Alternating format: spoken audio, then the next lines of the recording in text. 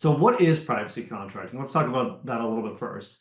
It typically addresses personal information, which is a pretty broad category, just to be clear. Personal information doesn't just mean like PII as the US concept, but it could mean special categories of data. It could mean behavioral information. It could mean healthcare data, depending on the field you're in. And we'll talk a little bit more about scope later on. But in general, privacy contracting is around personal information. Where it gets a little hairy, and I think all the folks on this call have seen is in what I call the adjacencies. If you have ever worked with or for or purchased software, software doesn't always have data that's only structured as personal data.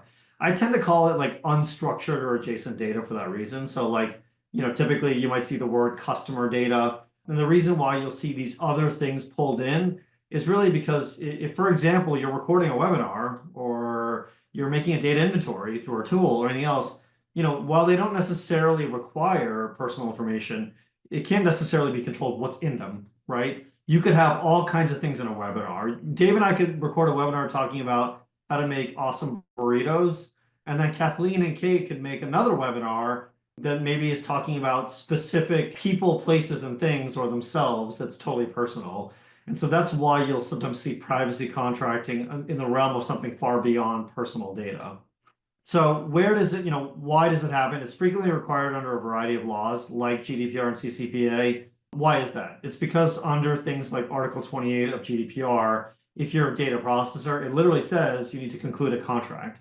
And so that's why there's these requirements around paperwork. Similarly, under CCPA and CPRA, if you're a contractor or a service provider, et cetera, or if you're engaging in the sale or share of information, as we've learned with both the Sephora and Honda cases examples, in the CCPA cases, you typically need an agreement in place.